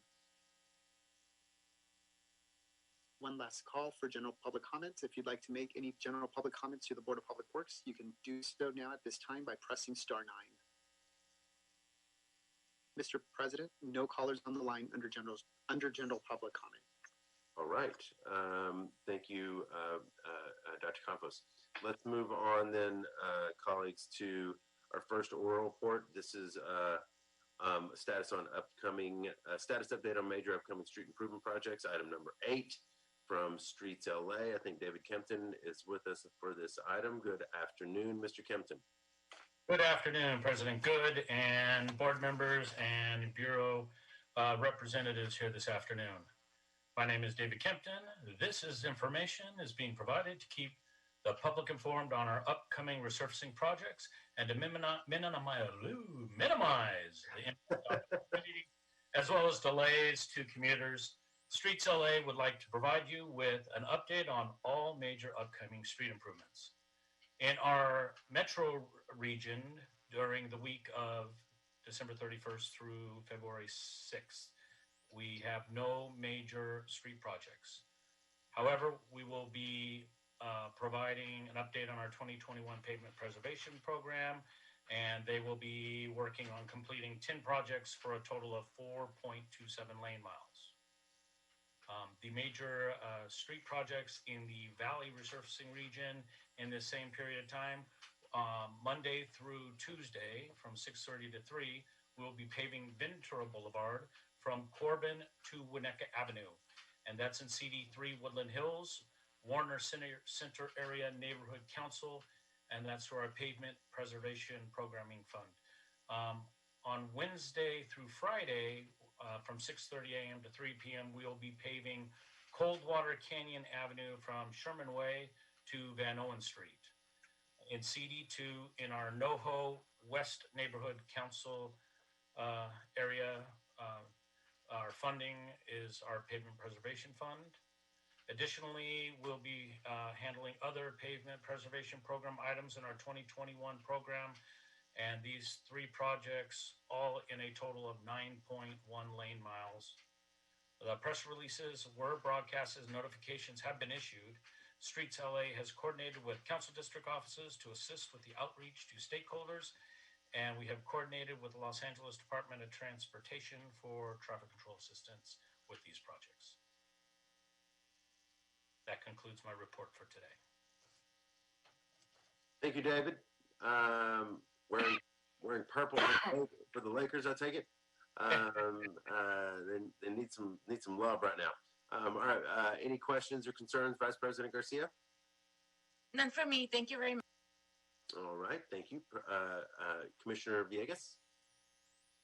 I appreciate your report. I don't have any questions. Thank you. Thank you, Commissioner Colosa. I don't have any questions. I'm just trying to remember if Mr. Kempton was the gentleman we've been looking for. Yes, when I was calling from my phone and it was Sunday, Sunday, Sunday. It was you. I was like, yeah, I was getting a lot of flashbacks. So nice to see you again, Mr. Kempton. I don't know if you've heard from your colleagues, but we've been searching for you for many months. I've been giving them a lot of grief. You have to stand up to. Are you going to speak for us today? You have a voice for radio, David. Very good. Thank you, Mr. Kempton. Absolutely. All right, President Pro Tem Davis. None for me. No inquiries for me. All right, thank you. Did you raid my closet, President Pro Tem Davis? No, what is that? Oh, this color? Yes, sir. Yes, sir. Do you like bow ties too, David? I don't have any bow ties. You and Mike need to talk. So That's right. That's right. Only at my wedding, I did have a bow tie. very good. Yeah, they are much easier. They're much easier to wear. All right. Thank you, David, very much. Have a great, safe weekend. Really appreciate it. Okay. And same to all of you. Thank you. Okay. Thank you. All right, folks. That brings us to item 9. And item 9 is specialized on-call maintenance services update from the Bureau of Sanitation. Who's with us on this item? I am. Oh, I'm hi, Karen Karen. Ingalia. Hello. Good afternoon, President Good, commissioners, and Bureau representatives. The only new project that we have since the last report last Friday is an emergency potable water leak inspection for Terminal Island Water Reclamation Plant. That was just discovered this week and determined to be Bureau of Sanitation's responsibility. The notice to proceed was issued, and it's not to exceed $17,000. It's basically to just excavate so that we can see what the problem is, and then the repairs will be addressed subsequently.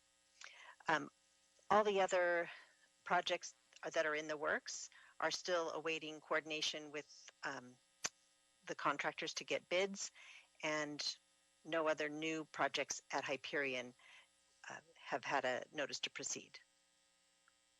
All right. Thank you very much, Karen. It's good to meet you. Yes, I'm filling in for Ollie. I'm sorry, I should have mentioned that. Ollie VC. Okay. No problem.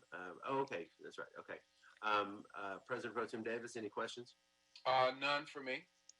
All right. Commissioner Villegas? I appreciate your report. I don't have any questions. Thank you. Thank you. All right. Commissioner Closa? No questions for me. Thank you, Ms. Ngala. Thanks. And Vice President Garcia? Thank you. No questions from me either. Okay. All right. Do I have I'll motion? Well, we don't need to do anything. Thank you. No, that's it. Thanks. All right. Okay. Thank you so much. Have a great weekend, okay? Thank you, you too. Bye-bye. Bye-bye. All right. That brings us to item 10, our final item today. This is status of all personal services contracts, plus policy number 793. These will be reports from all of our bureaus. So who's gonna volunteer to go first? Mr. President, just for the record, the Bureau of Street Lighting has nothing to report on this item, so no presenters for the Bureau of Street Lighting. We can start with the Bureau of Street Services. We do have Mr. Victor Cortez and Nasir El Sahib on the line. Great. Hi, Victor. Hi, Nasir. Hi, good afternoon, Hi. Mr. President. Good afternoon. Good afternoon, commissioners and bureau reps. Victor will be presenting this item on the change orders. These are basically the 3 bid and award projects that are done by private contractors. That's where we issue change orders. All other work is done by our crews, and we don't do change orders to our crews. So I'll turn it to Victor, who's the project manager and the lead construction manager for one of these projects, and the project manager actually for both projects, and he's leading construction for the San Fernando one. So go ahead, Victor. Great. Thank you, Nasser. Good afternoon. My name is Victor Cortez. I'm a civil engineer with the Bureau of Street Services. I will be reporting on issue change orders for the fourth quarter of the year 2020. For project number 1, that's listed on your sheet there, Los Angeles River Headwater Bikeway Project. This project only has 1 change order that was issued in this last quarter. This change order was actually a final closeout change order for the termination of this project. This project was brought forth to the board and was terminated on August 18th, 2020. And the final closeout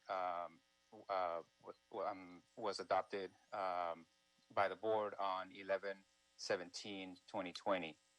And the final change order was executed on December 2nd, 2020 for the amount of $457,364.29, which amounted to 8% of the contract. The original contract amount was $5.7 million. And like I said, this was the only change order issued for this project. And again, the change order percentage was 8% total. Victor, that was basically the payout for the cancellation of the contract, right? That is correct. Right. That is correct. And we subsequently Okay. bid that, correct? Yes, yes. And Yeah. currently in construction. We just started construction. Right. And we are monitoring the birds right now very actively. And oh, that's right. Yeah. yes, that's regarding the bird. So it started. That started with new contractor, United Construction and Landscape, which they mobilized to the job site as planned right after the new year, and they are actively monitoring the birds and knocking any nests. So that way, we proceed smoothly, hopefully. Great. Thank you, Nasser. Go ahead, Victor. Thank you. Okay. Thank you. Thank you, Nasser. So this leads the perfect segue into the second project, which is the Los Angeles River Headwater Bikeway Project rebid.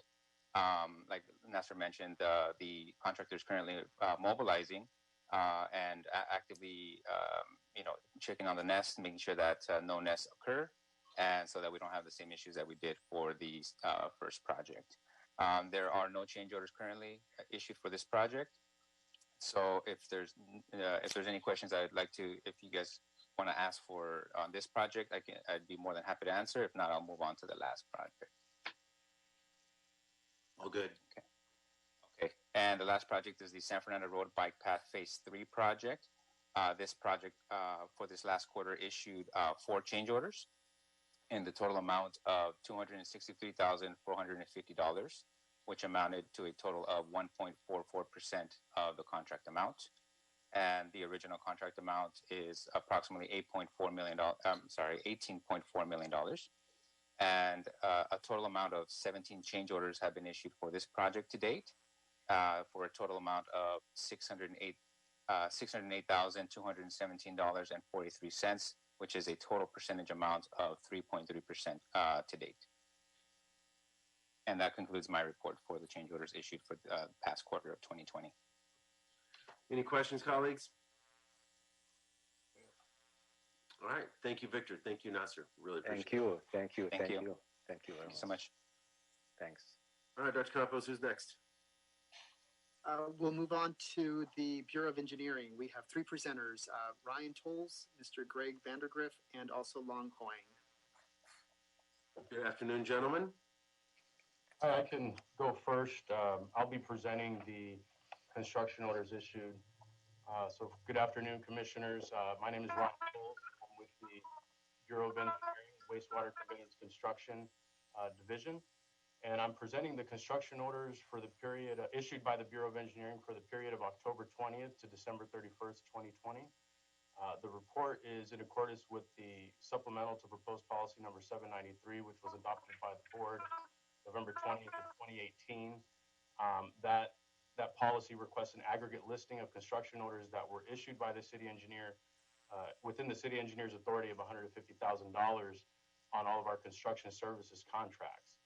So to give some background, since the board is responsible for and has jurisdiction over the design, the construction, and maintenance of public spaces, these construction services contracts have been established to authorize Bureau staff to use on-call pre-qualified contractors to provide emergency repair services throughout Los Angeles for a 5-year contract term.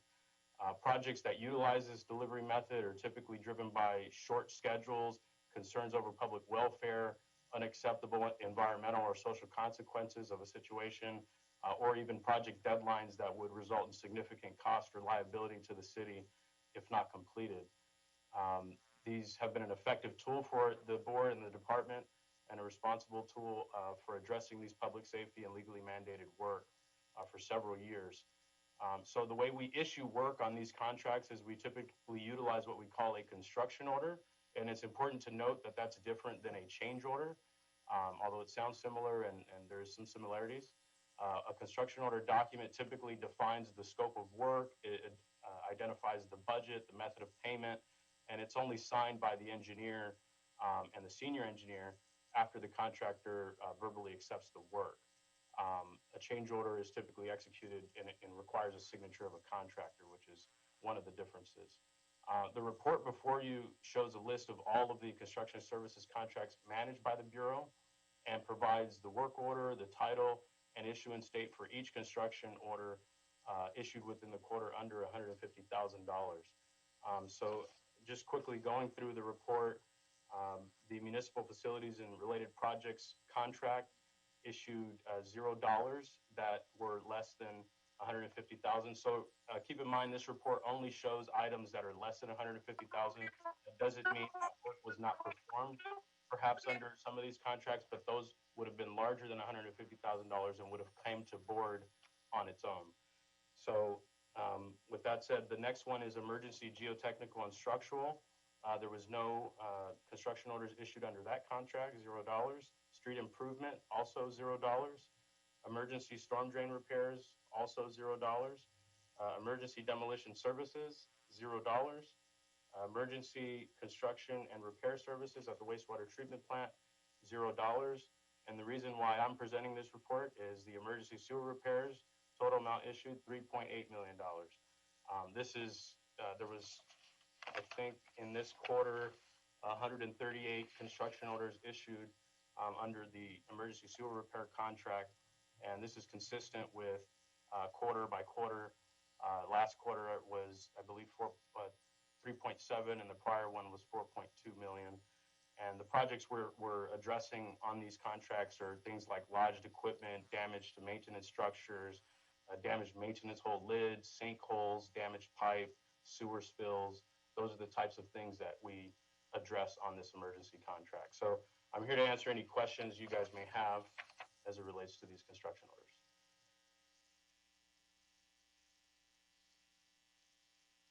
Thank you, Ryan. Any questions, colleagues?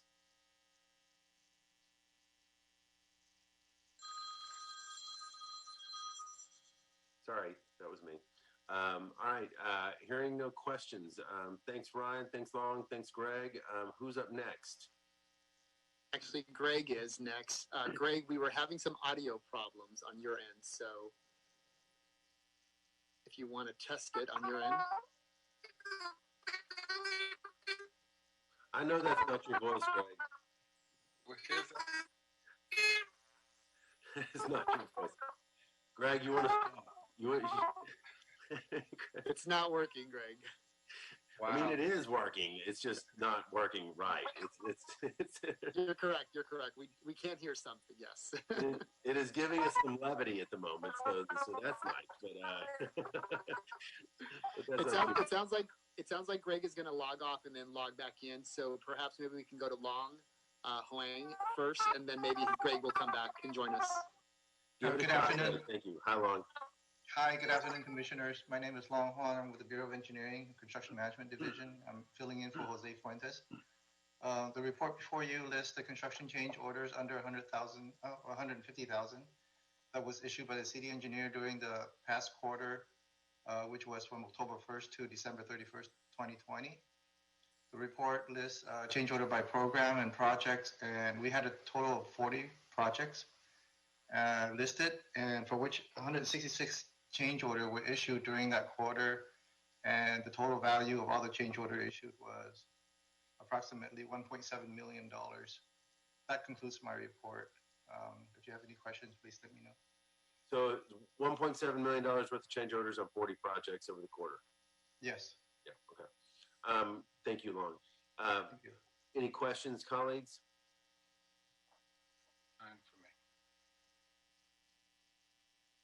Okay.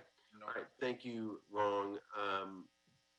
Dr. Campos, I don't see Mr. Vandergrift back yet. Why don't we go to the other bureaus and give Greg some time to navigate that audio. Otherwise, we're going to hear a very interesting report. So, who do we have next? Yeah, let's go on to the Bureau of Sanitation. We have Nancy Lanton and also Alexa Esparza. Hi, Mrs. Esparza and Miss Lanton. How are y'all? We're great, thank you. I am going first. Good afternoon, President, Commissioners, and Bureau representatives. I am Alexa Esparza, presenting on behalf of the Information Control Systems Division of Los Angeles Sanitation. We have 9 on-call contracts for the sanitation automation and technology projects, and they will expire on April 8th of 2021. A 1-year extension will be exercised to continue the current contract, And we are also working on an amendment to extend the contracts.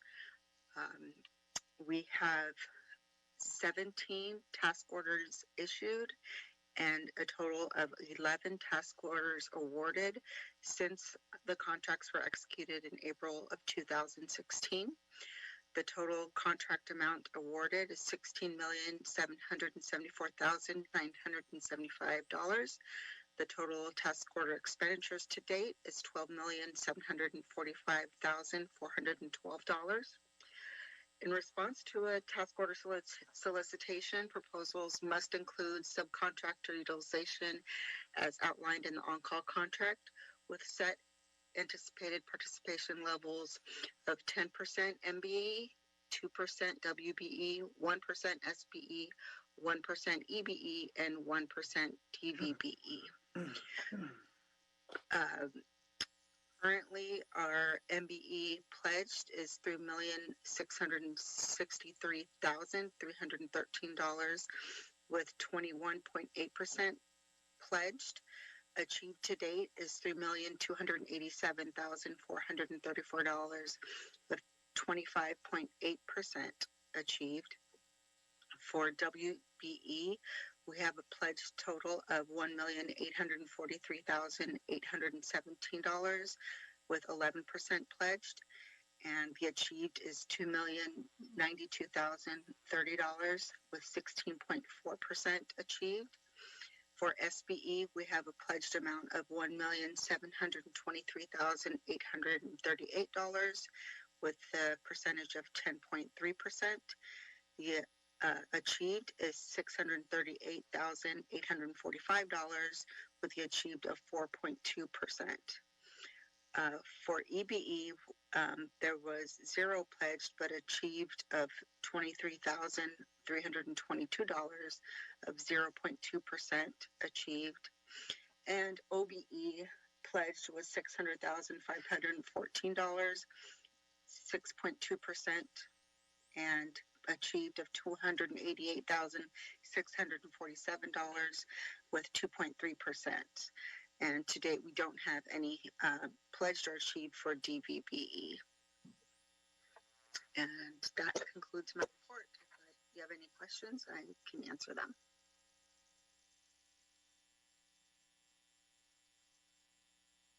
Yeah, I have some questions in terms of our fiscal year. Obviously, 209, I mean, not 209, obviously, COVID-19 had great impact upon our productivity in some areas. How did it do for us in your area in terms of our productivity for the last fiscal year?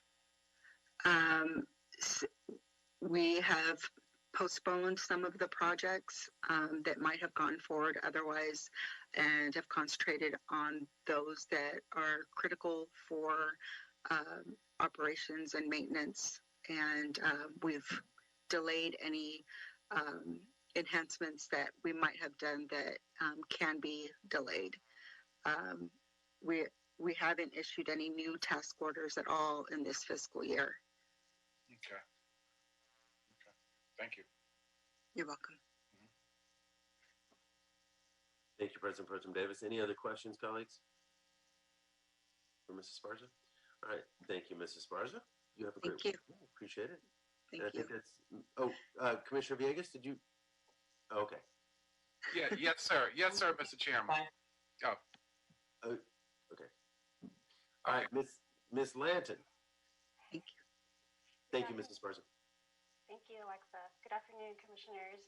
I will be going over the rest of the LA sanitation report, and just an FYI, the numbers that Alexa provided are also included in the overall numbers that I'm going to be providing, which is and I will be going over that quarterly summary report that was the first page of the report that I had submitted. So this is the quarter ending December 31st, 2020 for LA sanitation. We have total amount billed $20 million for our contracts. Contracts with subcontractor participation under the old MBE-WBE program, that totaled $6.8 million. Under the new business inclusion program, $13.7 million. MBEWB outreach program contracts. We're paid out a total of $741,000, which was 10% of that amount, and that was under our WBE program. For the new business inclusion program contracts, the total amount billed under there was $3.3 million, which is 24.2%. And I actually did want to note that these numbers do reflect everything that was entered into our system as of December 31st. Unfortunately, there was some delay in entering some invoices. We are working with BOEIT because if they were entered in January, they were not actually included in these numbers. So I just wanted to make a note of that. I'll go ahead and talk about the contracts that are expiring for LA Sanitation within the next 9 months.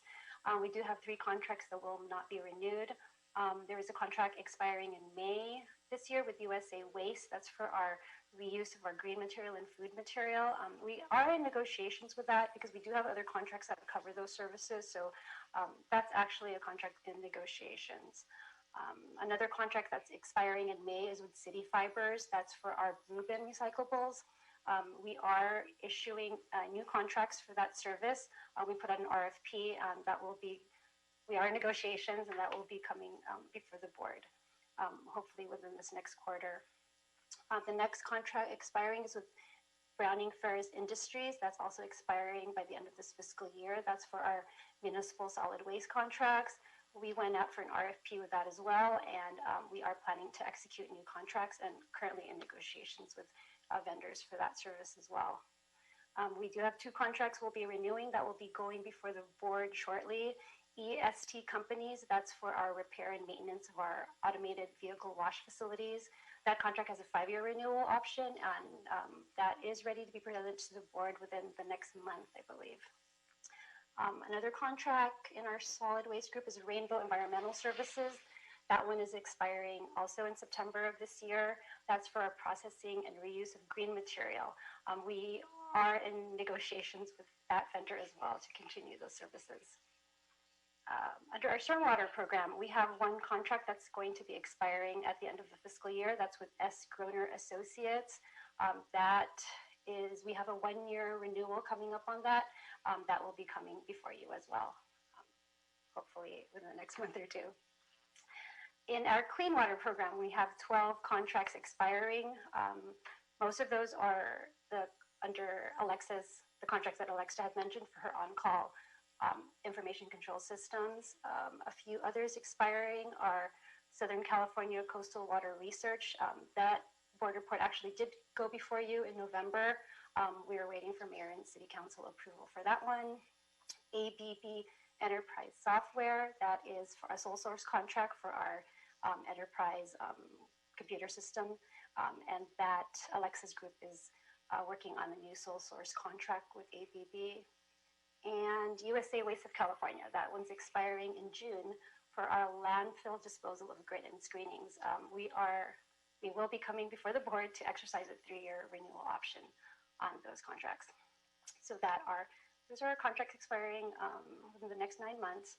Another item I wanted to update you on were our deviation concerns for our subcontractor outreach. For this quarter, we had 24 contracts. If you look within the pages of our contracts, you'll see the negative deviations on there. A majority of them are from our task orders awarded under our on-call contracts. In gathering reasons from our project managers this quarter, these are the reasons for these negative deviations is that first of all, we do anticipate most of them to achieve their participation levels at the tail end of the contract. We also have that issue of not completing the invoice data entry of the invoices by December. So we do anticipate those pledges to come up.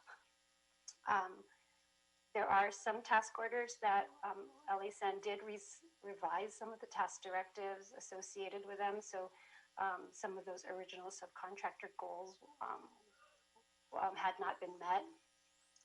And if you look at some of the task orders associated with some of the negative deviations, Those task orders actually have already been completed, but because we can't close out the contracts in the system, we are continuing to report those.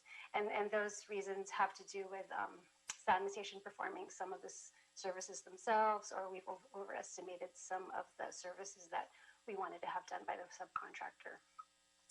And then lastly, as Commissioner Davis had asked about, we did have, due to cost containment measures that are going on, the pandemic, project managers did have to halt some of the services that we had initially requested. And there's a hope that we can continue those services later on in the year. So those are reasons for our deviation.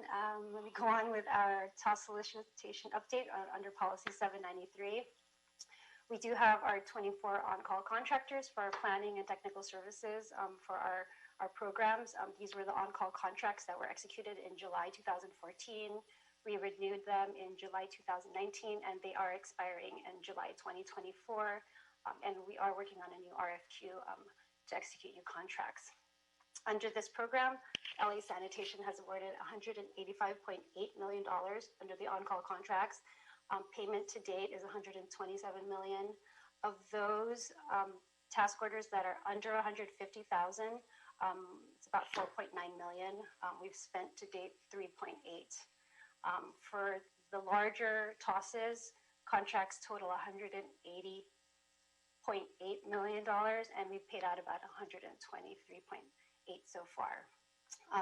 And the pledge goals overall for the on-call contracts are currently 22% MBE, 7.6 WBE, 22.2% SBE, 14.3% in our EVBE, 0.8% in our DVBE, and 17.9% under our OBE. And that concludes my report for this quarter, and I'm happy to take any questions. Thank you, Ms. Lanton. Any questions, colleagues? I don't have any questions, but I do just want to thank Ms. Lanton for her presentation. You know, it's a behemoth of a report, several hundred pages long.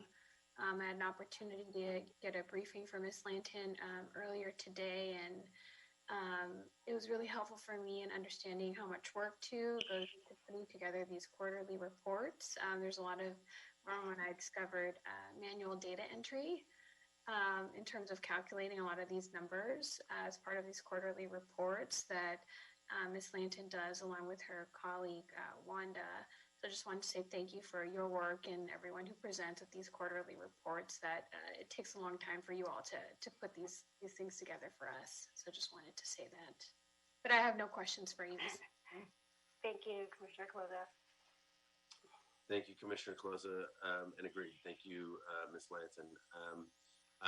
Any other questions, colleagues? All right. Thank you so much. You have a great weekend, okay? Thank you. You all too. Thank you. All right, Dr. Campos, who's next? Bureau of Contract Administration, we have Marjorie Manguiet. I apologize for last name pronunciation. No worries. Yes, I'm Manguiet. Good afternoon. Yes, good afternoon, commissioners and executive staff. My name is Marjorie Manguiet, and I'm with the Office of Wage Standards in the Bureau of Contract Administration.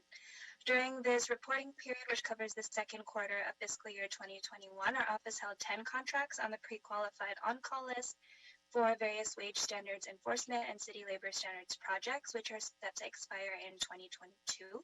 A total amount of $1,825.74 was invoiced against TOS OWS 19-001 during this reporting period. This task order provided targeted direct outreach to employers in the city on the Los Angeles minimum wage, paid sick leave, and fair chance initiative for hiring topics. BCA did not issue nor award tasks over $150,000, nor are there any amendments executed or pending. This concludes my presentation, and I'm happy to answer any questions you may have. Thank you. Thank you, Marjorie. Any questions, colleagues? None for me. All right. Ms. Manguiet, right? Yes. Right. It's good to meet you. Thanks for being here today, and thanks for the report. Very much appreciated. All right. Dr. Campos, who's next? We are done with all the bureaus, but we can come back to Mr. Greg Vandergriff. We can test his audio and video. Are you there, Greg? I'm here. How's that sound? Hey, that's the Greg Vandergriff I think we all know and love. Hello, Mr. Vandergriff. Hello. I missed the Star Trek background. Oh, I though. know.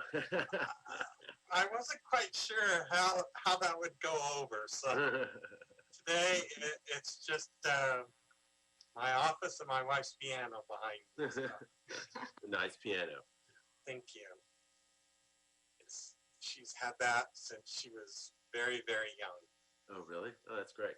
Thank you. All right. Well, we have your voice back, too, which is nice. So welcome. Thank you. So, Commissioners, again, this is the Personal Services Contract System Quarterly Report for the period from October 1st through December 31st of 2020.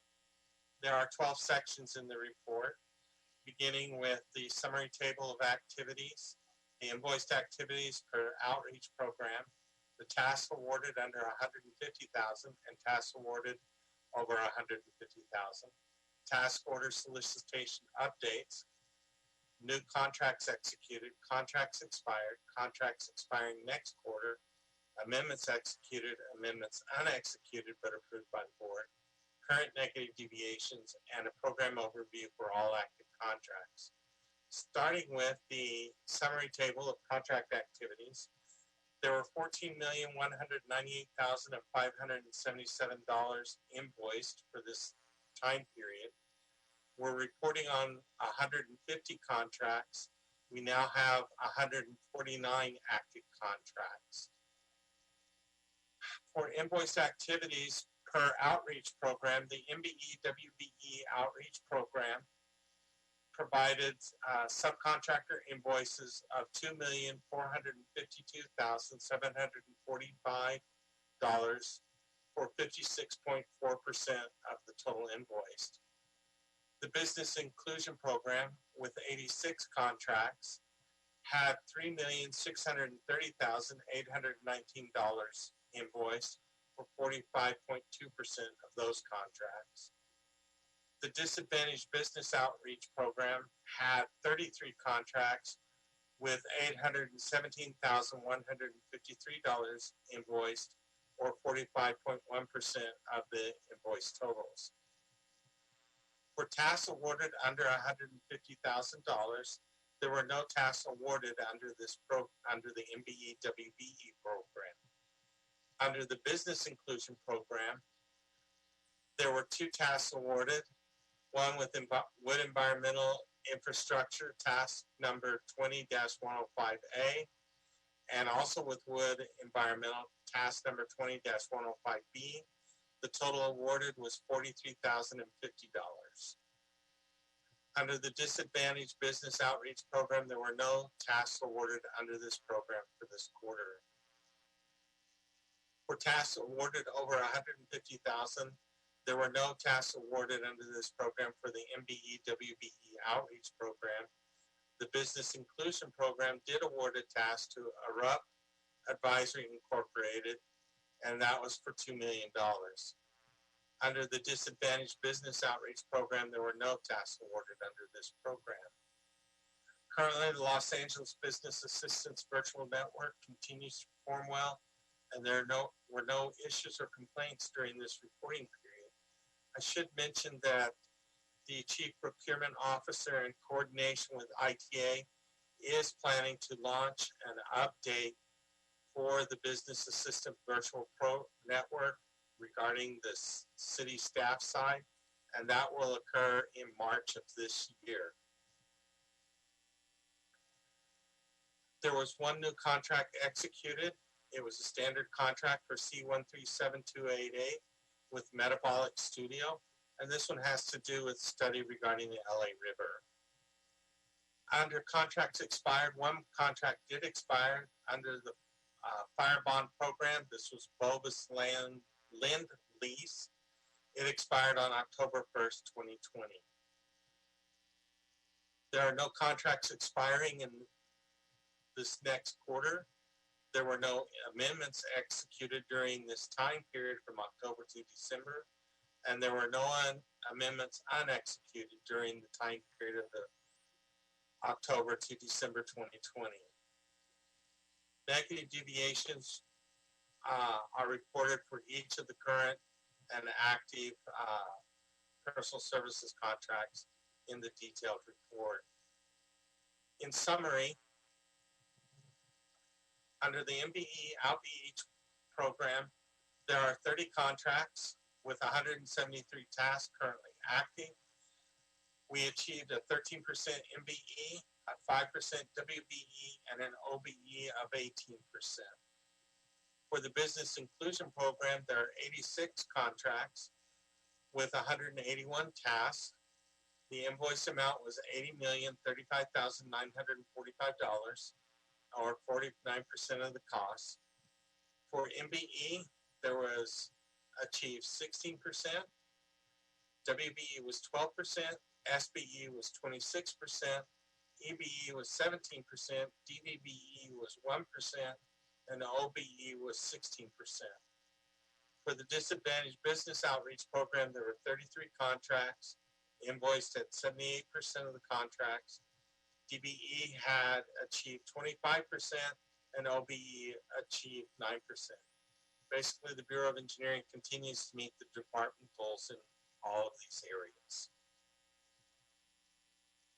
That concludes my report. Thank you, Greg. Excellent work. Any questions or comments, colleagues? Yeah, I want to, Greg, thank you so very much for your report. And I wanted to ask, in terms of the same question I asked before, what impact has COVID-19 had? Obviously, we have had to decrease some work, I'm sure. What have we been able to do, though, given the challenge that we've had in terms of keeping small and emerging businesses in the work that we do, even though limited it is? Right. Well, Commissioner, as you noted, we did have to make some cutbacks because of the impacts of COVID-19. However, in working with our consultants, we've still continued to meet, for the most part, our department goals. There are a few contracts that we are concerned about, and we continue to work with those consultants due to the fact that they provided our staff augmentation support services. In other words, they were engineers working right alongside our engineers to help us do work, and many of those were some of those small business or disadvantaged businesses that are targeted. Nevertheless, we've been able to continue to meet those goals. We will continue to watch those contracts and, where possible, make adjustments so that we can make sure that we meet those goals. We think that over the long term, as we continue to work with these contracts, and some of them will